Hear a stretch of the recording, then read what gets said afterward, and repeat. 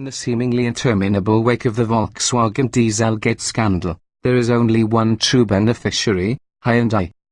VW has helped us forget that in 2014 the Korean company's US outposts were assessed the single largest fine in the history of the Clean Air Act.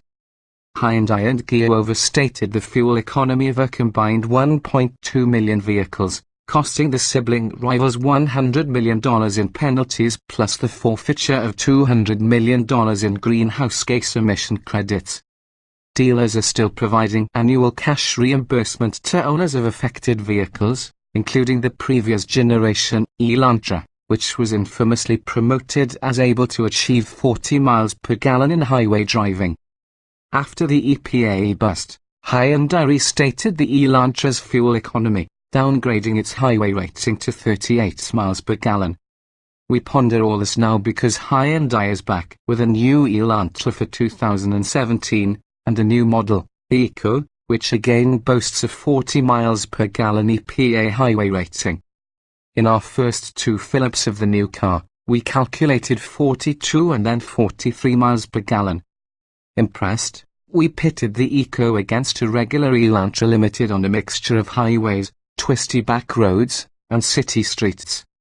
The Eco returned 42 miles per gallon in this exercise, for a 6 miles per gallon margin of victory.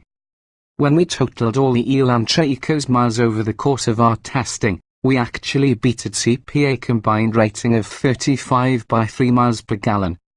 The Eco's miserly prowess is derived mainly from its 1.4-litre turbocharged 4-cylinder engine. It makes just 128 horsepower, 19 less than the naturally aspirated 2.0-litre in other Elantras, but remedies that deficiency with an extra 24 pound-feet of torque. The 1.4 hits its torque plateau at just 1,400 revolutions per minute, when its 156 pound-feet delivers a swell of acceleration.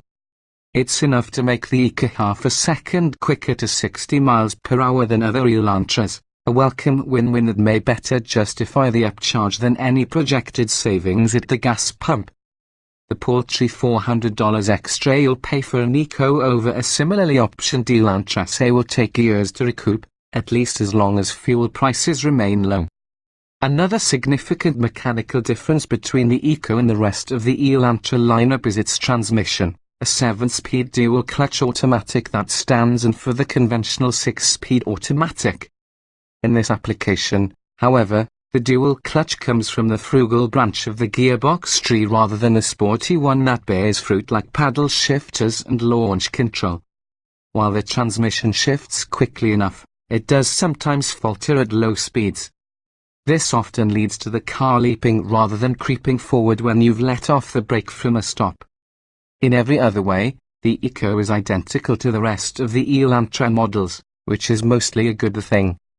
It feels just as solid and the cabin is even quieter than the others, the turbocharger providing an extra muffling effect. It handles with the same composure, while its steering has the same on-center deader spot. And the Eco has the same handsome styling, though its grille seems borrowed from another carmaker's part spin. But even if the Eco gets mistaken for a Ford or a Subaru, it won't be confused with the old Elantra. This one delivers on the promise of its badge.